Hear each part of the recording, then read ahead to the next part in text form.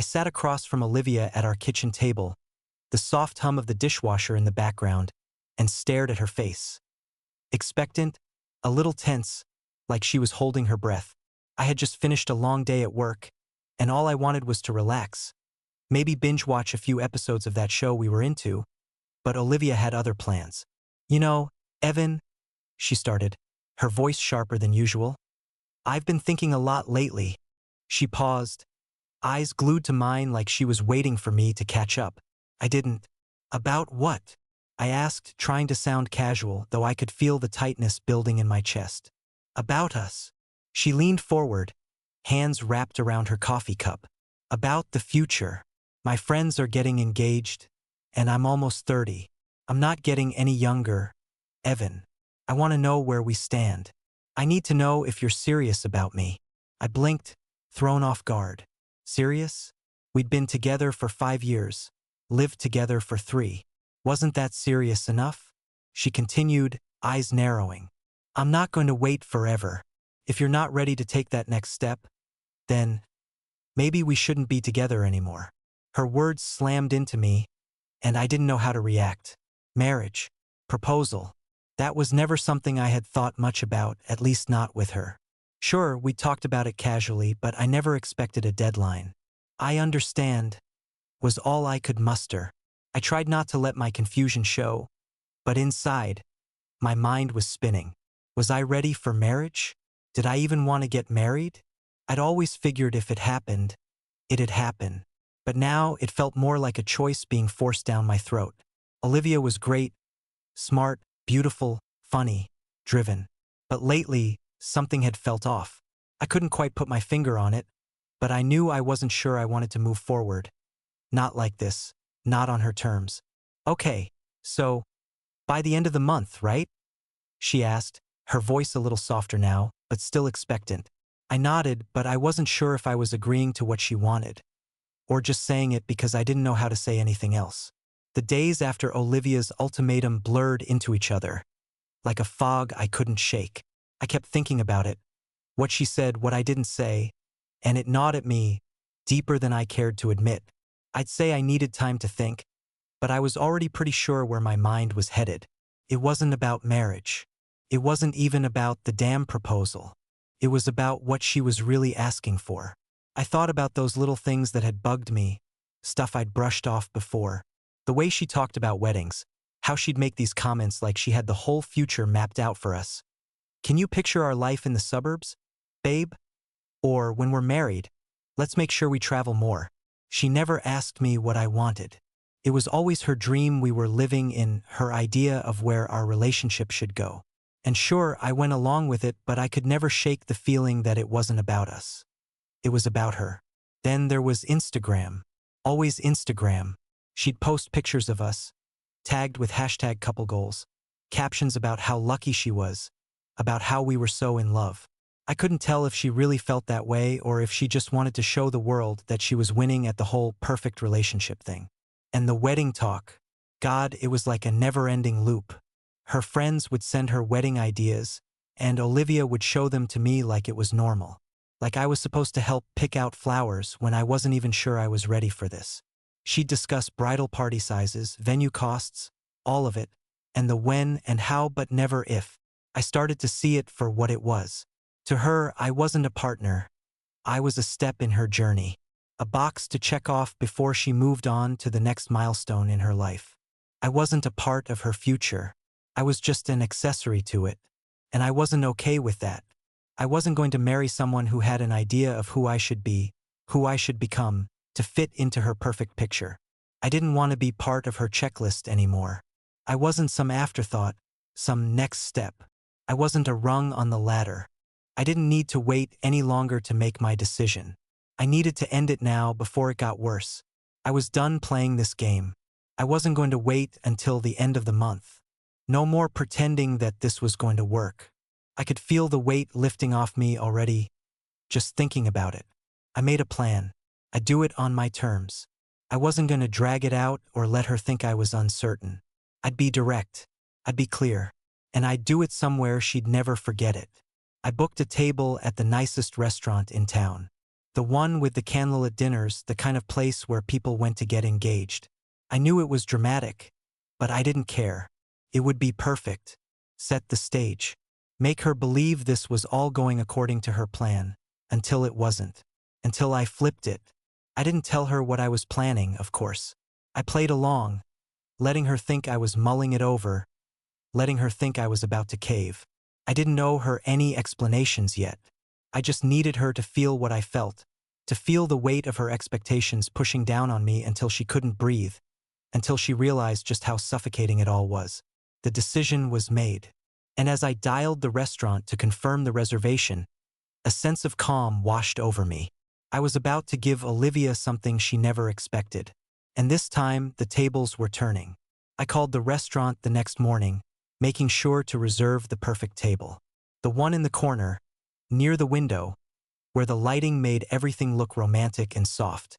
The kind of place where every person who walked in probably had an idea of what they were there for. Engagements, anniversaries, milestones. It was all too perfect. I ordered flowers to be delivered, fresh white lilies. I don't know why. Maybe they were classic. Maybe they just felt right. But they'd be sitting on the table when we walked in. Candles would be flickering, soft light spilling everywhere. Just like the Instagram posts Olivia always dreamed of. I wanted everything to look flawless, just like the proposal she was expecting, only to rip the rug out from under her. I didn't tell her any of this, of course. The last thing I needed was to have her snooping or second-guessing the plan. 2 days later, I was sitting at my desk when my phone buzzed, and I saw her name on the screen. I picked it up without thinking. "Hey, babe," I said, trying to keep my voice even. But inside, I felt a little spark of excitement. I've been playing this part so well. "Have you thought more about the proposal?" Olivia asked. The tone in her voice was eager, too eager, like she was already picturing the ring on her finger. It made me cringe, but I kept it together. "Yeah, I've been thinking about it a lot," I replied, keeping my voice low, as if the weight of the decision was just as serious as she'd hoped. "I think I'm ready." Her response was immediate, too immediate. "Really? Oh my God. Evan, that makes me so happy. I knew you were just taking some time to think it through. I'm glad you're on the same page now." I heard the excitement in her voice, her words tumbling over each other. It felt like she was trying to convince herself just as much as she was convincing me. I kept my mouth shut, letting the silence stretch, just enough to let her feel the suspense. "Yeah, I've been thinking about it. I think it's time." She squealed a little on the other end. "I knew you'd come around. Can't wait. Let's talk details tonight. I'll pick out a dress. We can start planning the engagement party. This is going to be perfect." I almost gagged. The word perfect felt like a knife, but I didn't let it show. "Sounds good," I said, pushing down the knot that had started to form in my stomach. "We'll talk more tonight." She hung up with a giggle, and I just sat there for a second, the phone pressed to my ear, trying to shake off the feeling of disgust creeping up from the pit of my stomach. I had to do this. It wasn't just about confronting her. It was about finally making her see me for what I was. A real person with real feelings, not just a pawn in her plan. That night, I picked her up, her face glowing like she was already imagining the ring on her finger. I played along, even though my insides were screaming to just skip the damn dinner and tell her everything right then. But I held it together. The candles, the soft music in the background. It all felt so staged, so fake. The waiters treated us like royalty. Everything gliding smoothly like this was the night she'd been waiting for. And I let it all happen, playing my role like she had played hers. I wasn't going to let her rush me. Not anymore. The flowers were already on the table when we got there. Perfectly arranged, sitting in the center like the whole world was focused on them. She barely noticed anything except the little smile on my face. "Isn't this just perfect?" she asked, her voice practically dripping with anticipation. I smiled, nodding. "Yeah, it really is." But inside, I was already preparing myself for what was next. We walked into the restaurant, and Olivia's heels clicked on the marble floor like she was walking straight into a dream. She looked amazing, dressed in that black dress I'd bought her for her birthday a few months ago. Her makeup was flawless, her hair in perfect waves, and she was glowing, practically vibrating with excitement. I could already see it on her face. The expectation, the hope. She was convinced this was it. We were led to the corner table, the one with the perfect view of the city skyline. She smiled at the candles flickering softly, the soft jazz music in the background, the way the place was bathed in dim golden light. She practically melted into the chair, staring at the flowers like she was already imagining what it'd look like when she showed them off to her friends. "This is everything I've always dreamed of," she said, her voice almost reverent as she stared at the table setting. "I can't wait to tell everyone how romantic you are. You really know how to make a moment special, Evan." I just nodded, offering a tight smile. My stomach was starting to twist. Felt wrong playing along with this charade, but I knew I had to do it. As the waiter handed us the menus, she leaned across the table, practically beaming. "I've been thinking about our wedding a lot lately," she said, her voice barely able to contain her excitement. "We'll need a big venue, maybe somewhere with a beach. I've always dreamed of a beach wedding, you know? And I think I want to wear something super simple, just a simple dress with lace, but I want my bridesmaids to wear, like, blush pink. What do you think?" I didn't answer right away. Instead, I stared down at the menu, pretending to read. Honestly, I couldn't focus on anything except her. She wasn't even giving me a chance to speak. "Then, after the wedding, we'll honeymoon in Europe. I think Italy would be perfect," she went on, flipping through the menu now like it didn't even matter what was on it. "Maybe we can spend a few days in Rome, then head to the Amalfi Coast for a while. Wouldn't that be amazing?" I shifted in my seat, trying to find my voice. Wouldn't it be amazing? That was the problem. She wasn't asking me anything. There wasn't a single moment in this conversation where she was trying to figure out what I wanted. It was all about what she wanted, how her dream wedding would go, how she had it all figured out like I was just there to play a supporting role. "Yeah, that sounds great," I managed to say, keeping my tone steady, though I felt anything but calm. The more she talked, the more the pressure built up in my chest. I could feel my hands getting clammy, my breath a little too shallow, like the weight of the moment was too much. And yet I stayed still. I stayed calm. I had to. As the waiter brought our entrees, Olivia shifted gears without missing a beat. "I've been thinking a lot about kids too," she said, her voice all dreamy now. "I think 2 would be perfect, maybe 3 if we're feeling adventurous. I want a girl first, definitely, and then a boy. We'll get a house with a backyard. And, oh, can you imagine what our family will look like?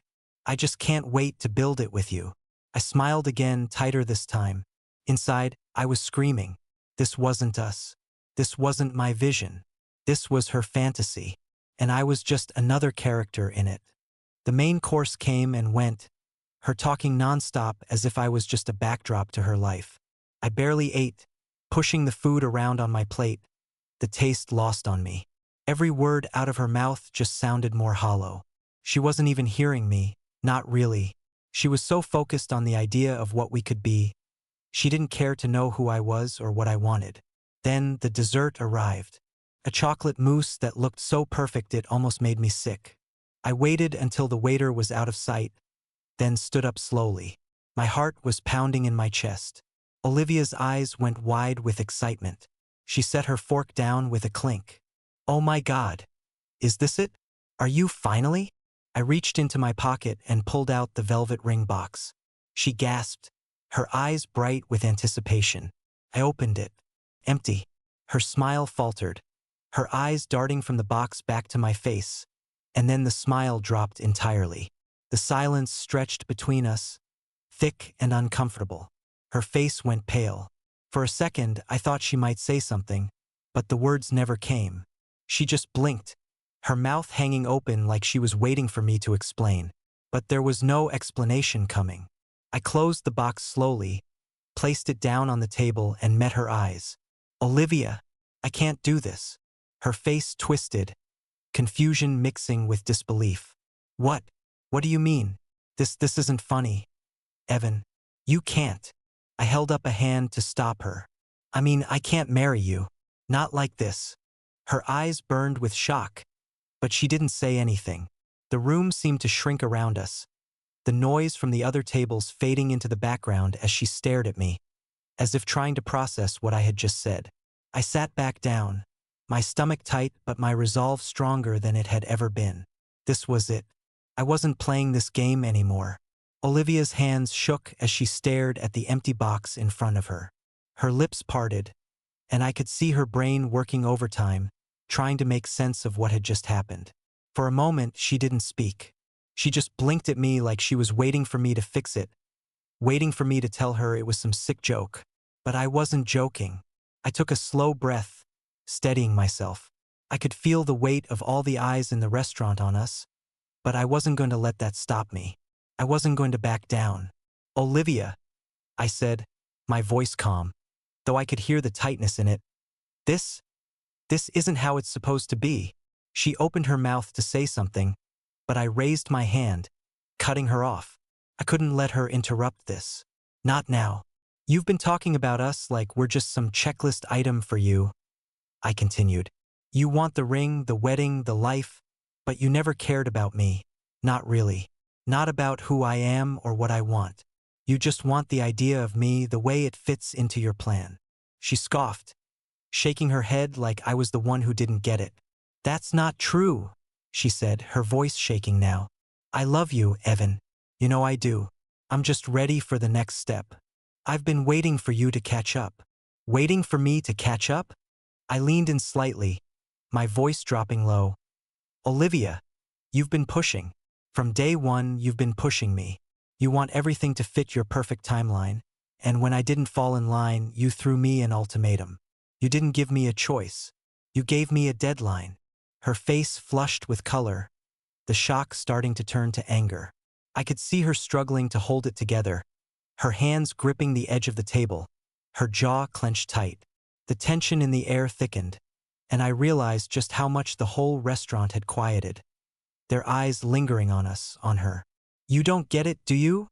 she spat, voice rising now. "You're humiliating me. You promised. You promised we were going to build this life together.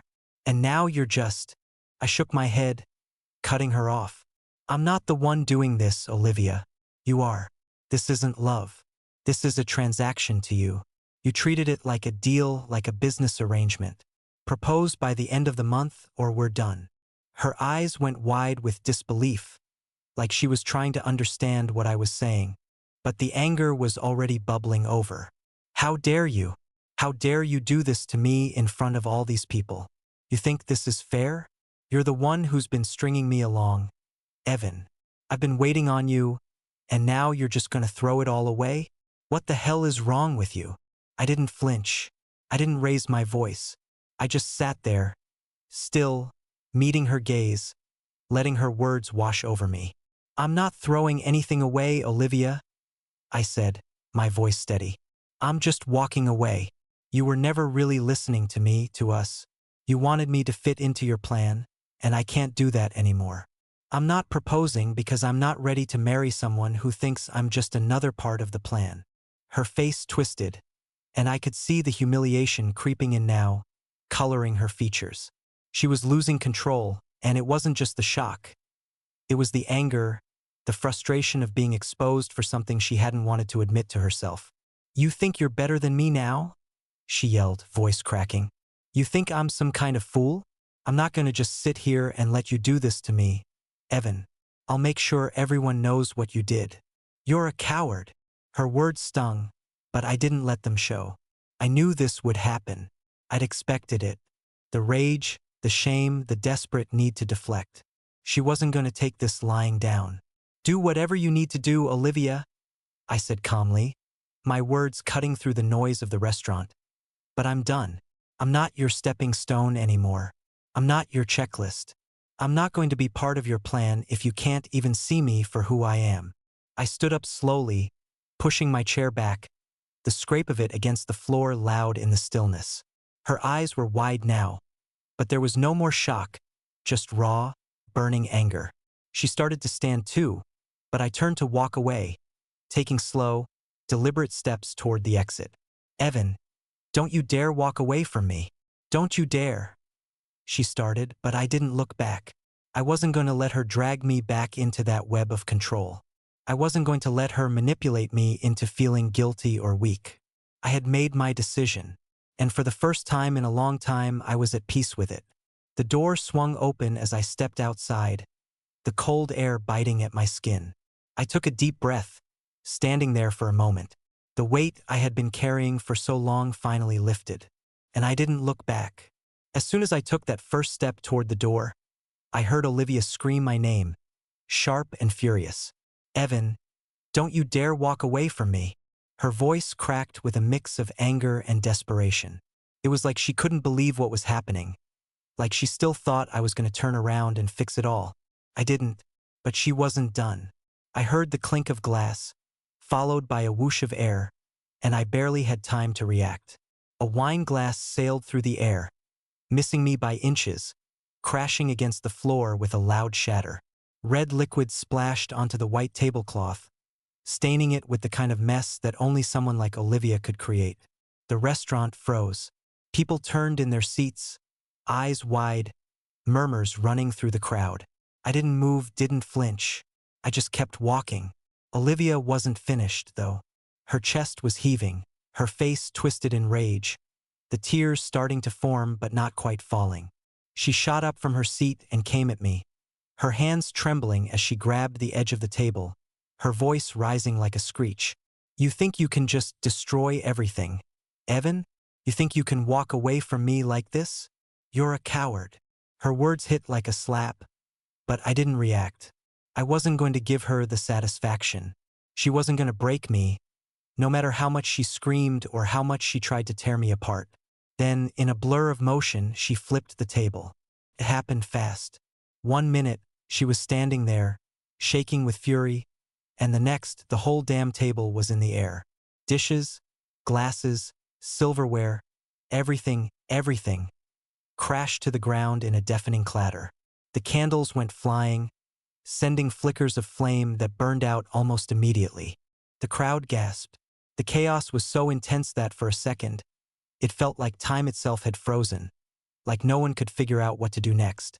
Some people stood up, phones already out, recording the disaster.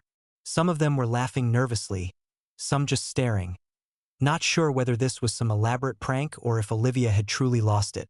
I just stood there, watching it all unfold, a little numb. Olivia was screaming now, her words lost in the noise. She was red-faced, her fists clenched at her sides, and I could see her chest rising and falling with the kind of breathing that came from pure panic. "You ruined me. You ruined everything. Evan, you're nothing but a manipulator. I trusted you." The restaurant staff rushed over, but it didn't matter. They didn't know what to do. Olivia was a force of nature now, tearing through the wreckage like a hurricane, throwing her hands in the air, her voice high-pitched with raw, unfiltered rage. I didn't move. I didn't need to. I had made my choice. She had made hers. Now it was all just noise. 2 security guards appeared, trying to calm her down, but Olivia wasn't having any of it. She shoved past one of them, her face twisted with humiliation and fury. "Get your hands off me. I'm not going anywhere." The manager came rushing over then, his face pale with a mix of concern and disbelief. "Ma'am, you need to leave. Now." Olivia spun toward him, tears finally streaming down her cheeks. "You don't get it, okay? He just walked away from me. He's the one who humiliated me. Him." She pointed a shaking finger at me, her voice cracking under the weight of everything crashing down around her. The security guards stepped in again, this time more forcefully. One of them tried to guide Olivia toward the door, but she wrenched away, her sobs turning to angry shouts. "I'm not leaving. He can't just do this to me." It wasn't pretty. It wasn't graceful. But I was done. I turned, making my way back to my seat. The room still buzzed with the chaos she had left behind, the soft clinking of glasses now replaced by her shouts echoing down the hall. The crowd had turned their attention back to their meals, to the spectacle, but none of them were really looking at me. I sat down, picked up my fork, and stared at the untouched dessert in front of me. The chocolate mousse, perfect and rich, just like everything else tonight had been perfect. right up until the moment I stood up. I cut a small piece and brought it to my mouth. The taste was smooth, velvety, a contrast to the mess that had just unfolded. I wasn't sure how I felt. There was no regret, no guilt, just this weird sense of calm, like I had finally done what I needed to do. Olivia's shouts faded as the security team escorted her out. I could hear her still through the walls, but I didn't care. I pushed the empty wine glass out of the way, enjoying the silence that had returned to the restaurant. It was over, and for the first time in a long time, I felt like I could finally breathe. I took another bite of dessert, ignoring the gawking patrons, and let myself savor the taste of freedom. I woke up the next morning with a headache, the kind that lingers from a night of bad decisions or too much alcohol. My phone was buzzing on the nightstand, and I reached for it without even thinking, squinting at the bright screen. The first text was from my mom. "Are you okay? I saw the video. What happened?" Then another from my friend Dave. "Dude, what the hell? Is everything all right? I'm seeing this everywhere." And another from my aunt, who I hadn't heard from in ages. "I just saw the video. I can't believe what you did to Olivia. Are you really okay?" I rubbed my eyes, trying to shake off the grogginess. I had hoped the night would feel distant by now, but it was like the whole damn world had seen it. The breakup, the meltdown, it had gone viral. Everyone was talking about it. I checked my notifications, Twitter, Instagram, Facebook, all flooded with mentions of me, the restaurant, Olivia, people debating whether I was right or wrong. The video was everywhere. Some people called me a hero. Others called me a coward. I even saw a few posts accusing me of being manipulative.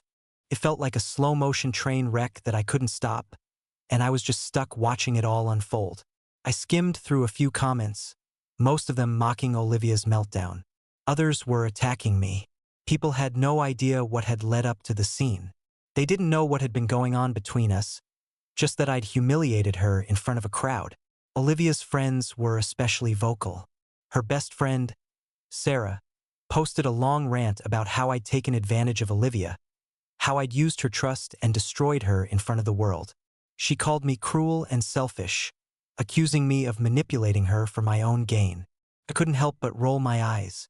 Sarah had never liked me, always thought I wasn't good enough for Olivia, and now I was the villain in her eyes. Of course, she was going to side with Olivia. I kept scrolling, but the weight of the comments was getting to me. Some of the posts were outright vicious. It felt like people were piling on, most of them just looking for someone to blame. Olivia's friends were angry, and they had the whole internet behind them as far as I could tell. Then there was the message from my brother, Tom. He was usually the level-headed one. "Hey man, I've seen the videos.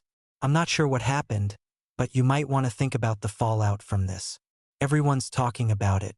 You don't want this to spiral out of control." It made me pause. He wasn't accusing me of anything, but the hint of concern in his words was enough to make me feel uneasy. Maybe I should have been more careful. Maybe I should have handled things differently. But I knew, deep down, I'd done what was right for me. I'd made the decision that had been weighing on me for months. I wasn't about to apologize for it. I typed a quick response to Tom. "I know, man. I get it. But I had to do it. It wasn't going to work out. I just needed to end it." I didn't hear back from him right away, but I wasn't expecting a deep conversation. I knew my brother would always have my back, even if he didn't agree with how I did things.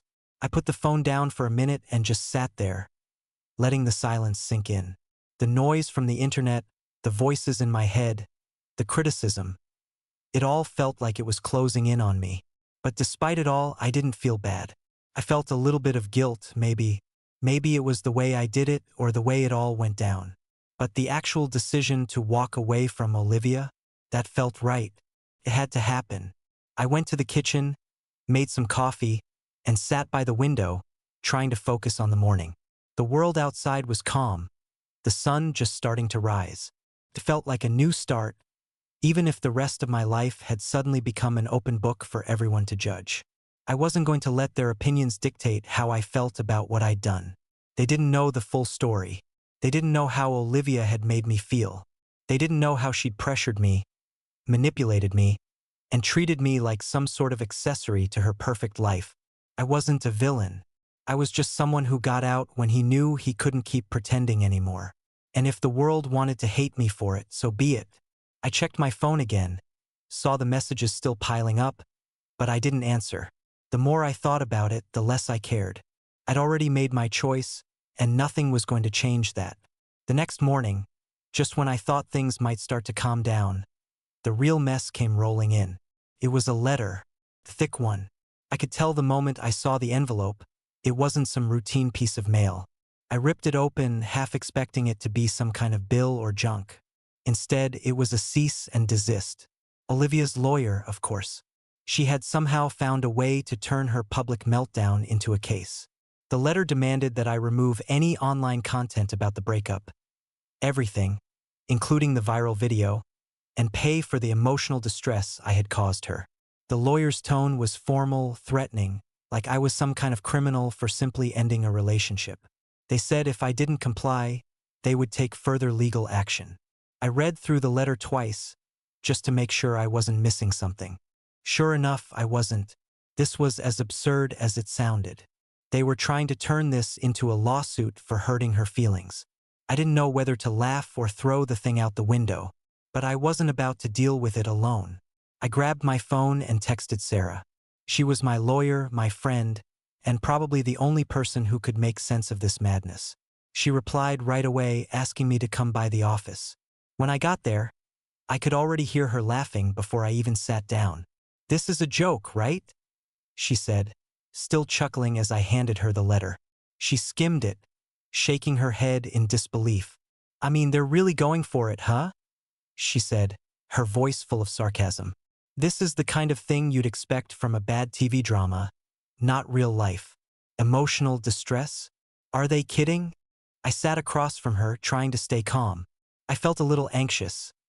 This was the kind of thing that could get messy, and I wasn't sure if I was ready for another round of Olivia's drama. But Sarah wasn't worried. She leaned back in her chair, crossing her arms. "Here's the deal, Evan. There's no case here. None. Breaking up with someone in a public place is not illegal. And if it was, there's no law saying you have to protect someone's feelings after a breakup. You didn't harass her. You didn't cause any physical harm. You didn't even really do anything wrong." I let out a breath, relieved. The letter was just a threat, an attempt to scare me into backing down. Sarah grabbed a pen and started drafting a response, her tone sharp and confident. "We'll tell them to shove it. There's no basis for a lawsuit, and you don't owe her a dime. In fact, the only emotional distress here is the fact that she's been putting this whole relationship on a pedestal for so long, and now it's crumbling. But that's not your problem anymore."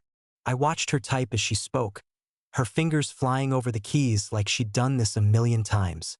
It was nice to have someone like Sarah on my side.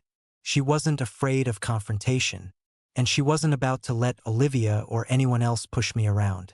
When she was done, Sarah printed out the letter, her eyes still smirking. "We'll send this back, and if they try to escalate it, let them. It'll get thrown out. No judge in their right mind is going to entertain this kind of nonsense. It's a waste of time and money." I felt my shoulders relax for the first time in days. "Thanks," I said, half grinning. "I didn't know what to do with that thing." "Don't worry about it," she replied, handing me the letter. "Let her lawyer send all the angry emails they want. You did nothing wrong, and they're not going to get anywhere." I stuffed the letter into my bag, feeling lighter than I had in days. Sarah was right, this wasn't my problem. Olivia had made her choices, and now she was trying to manipulate me into fixing things. But I wasn't going to let that happen. On the drive home, I thought about everything that had happened over the past week. The breakup, the fallout, the threats. I wasn't going to let Olivia drag me back into her world of manipulation. I'd made my decision, and no amount of legal threats was going to change that. I had already moved on, and I wasn't looking back. When I got home, I tossed the letter on the counter and sat down. I didn't feel guilty. I didn't feel angry. I just felt relieved. For the first time in a long time, I felt like I could breathe again. The weight of it all, the pressure, the expectations was finally gone. And I wasn't going to let Olivia, or anyone else, make me feel like I owed them anything anymore. I was sitting on the couch, scrolling through my phone when I heard the knock. At first, I didn't register it. I thought maybe it was a neighbor, maybe someone selling something, maybe even just another package. But when the knock came again, more insistent, I knew exactly who it was. I sighed, dropped my phone on the coffee table, and stood up. The moment I opened the door, there they were, Olivia, standing on the doorstep with Sarah at her side. Olivia's eyes were red, like she had been crying for hours. Her makeup was smudged, and she had that look in her eyes that I'd seen before. The desperation, the plea that always came when things were slipping away from her. "Evan," she started, her voice trembling. Please, can we talk? I just need closure. I can't move on like this." Sarah stood slightly behind her, arms crossed, her face unreadable. She didn't look surprised. She wasn't here for emotional support. She was here to make sure things stayed civil, I guessed. But I wasn't buying the whole act. This wasn't about closure for Olivia. It was about keeping control. I didn't invite them in. I didn't have to. They knew the door was open if they wanted to come in. But I wasn't about to make this easier for either of them. "You've got 5 minutes," I said, my voice flat. Olivia's eyes flickered with relief, like she thought she had me on the edge of something. But I was already over it. I'd already made my peace with everything. I wasn't about to cave in again. She stepped in without waiting for permission, Sarah following behind her, arms still crossed. Olivia closed the door gently behind her, like she thought if she didn't make a sound, it wouldn't be as real. "Evan," she began, her voice breaking. "I'm sorry. I know I messed up. I don't know what I was thinking. I was so scared of losing you. I thought if I pushed, if I made you see how much I wanted this, you'd come around. But I see now. I see that I was wrong." Her words were soft, like she was trying to make it sound like she'd finally seen the light. But I wasn't fooled. This wasn't some sudden epiphany. This was her trying to get me back, trying to manipulate me into feeling bad for her. "You really don't get it, do you?" I said, my voice colder than I wanted it to be. But the anger was still there, even if I'd buried it. "You can't just apologize and expect me to forget what you did. You don't get to tear everything down, put me on some deadline, and then cry your way back into my life." She reached out, her hand shaking as she tried to grab mine, but I pulled it away before she could touch me. "Evan, please. I love you. I've always loved you. I was scared. I thought if I didn't force you to make a decision, you'd never take me seriously. But I see now." I cut her off. "You see now that you screwed up? Yeah, I think you do. But that's not enough." I shook my head slowly. "You can't just force someone to love you. You can't make them marry you because you're afraid of being alone or because everyone else is getting what they want. I'm not some prize you get because you stuck it out long enough. I'm not a checklist item." Olivia's eyes were wide, her face going pale. She looked like she was about to cry again. She took a step closer, but I stepped back, creating space. "Evan, please, just another chance. I can change. I swear. I'll stop pressuring you. We can work this out. We can be happy. I know we can." I looked at her, at the way her hands were trembling, the tears starting to fall again. And for a moment I almost felt bad. But then I remembered everything, the way she always made it about her, the way I was just a character in her perfect vision of the future. "No," I said firmly. "This isn't about a second chance. It's about respect. You didn't respect me, Olivia. You didn't respect us. And I'm done pretending that this is something I want to fix. It's over." Olivia's face twisted, the realization sinking in like a stone. She took a step back, her breath coming in ragged gasps. "You're really done, aren't you?" she whispered. "I'm done," I said, my voice steady, even if it was hard to keep it that way. "I can't do this anymore. I'm not going to be your safety net, your backup plan. I need to move on, and so do you." Olivia's eyes shifted to Sarah, almost pleading. Sarah didn't say anything, but her posture was firm. She wasn't about to step in. "I'm sorry, Olivia," I said, watching her try to gather herself. "I'm not coming back. This is over. You need to let it go." For a second, she looked like she might argue or maybe even break down again. But then she just nodded, her shoulders slumping. I stepped toward the door. "I'll show you out." Olivia didn't say anything else. She turned Sarah right behind her. As they walked to the door, I felt a strange sense of finality, like this was the last time I'd ever have to face this. When I closed the door behind them, I leaned against it for a moment, letting the silence fill the space. Felt different now, cleaner, clearer. I wasn't looking back anymore. And this time, it was really over. After Olivia left that last time, it felt like I could finally take a deep breath. It wasn't relief at first. It was just quiet. The kind of quiet that settles in when a storm passes and the world around you is still picking up the pieces. The noise of it all, the drama, the arguments, the expectations, had been replaced with nothing. And that nothing felt like freedom. I didn't hear from her again. No texts, no calls, no apologies. Slowly, I started noticing her social media accounts disappearing. Her Instagram, her Facebook, everything she'd built around this perfect version of her life, gone. Like she was trying to erase the last few months, trying to erase me from her story. And in a way, I respected that. It was a clean break. But it also felt like a signal, like the end of an era. For her, maybe it was about starting fresh.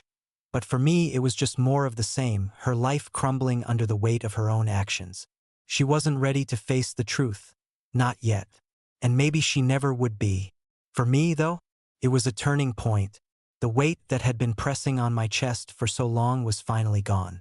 I threw myself into work, into things I'd put off, and just started focusing on building up the parts of my life I'd neglected. I didn't have to ask for anyone's permission anymore. A few months later, I started dating again. It was slow at first, just meeting people, seeing if there was any real connection. I wasn't in a rush. The last thing I wanted was to end up in another relationship where someone else's timeline dictated my life. I needed to figure out who I was without someone else's vision for me getting in the way. It wasn't perfect. Dating again felt like a strange experiment after everything I'd gone through. But I took my time, listened to what I wanted, and didn't settle for anything less than what felt right. I learned a lot about myself in the process, about my own fears, my own boundaries, and my own needs. Looking back now, I'm amazed at how far I've come. I found peace in the little things. No more waiting for someone else's approval.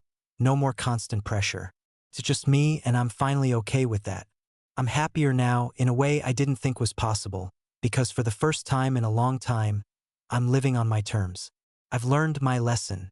I'll never let anyone put me in a position like that again. Not for love, not for anything. I've learned that you can't force something that isn't meant to be, and you can't let someone else's dreams become your own. And honestly, that's more than enough for me.